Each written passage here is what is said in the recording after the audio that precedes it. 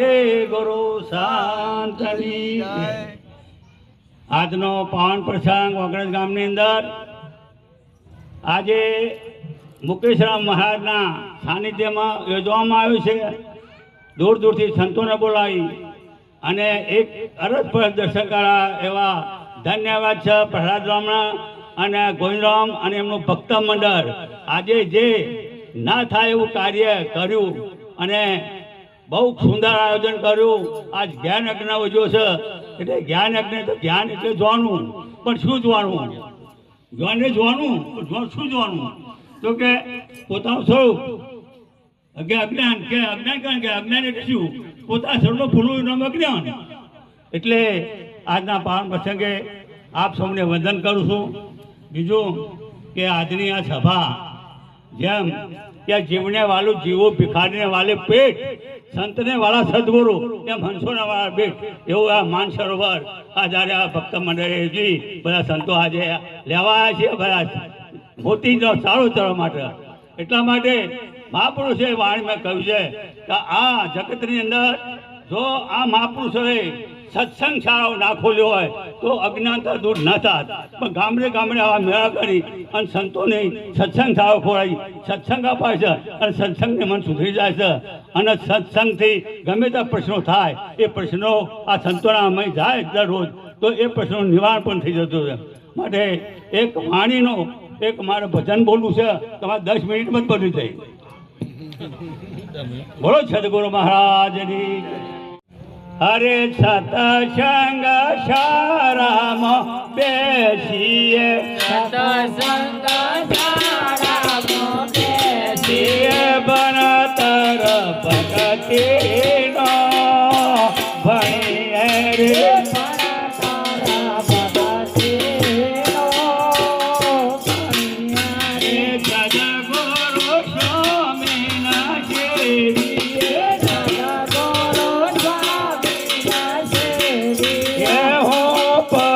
પરથમાંથી હણીએ રે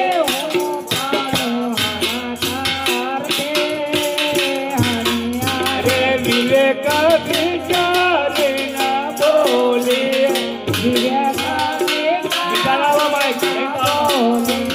વિવેક વિચારીને બોલીએ,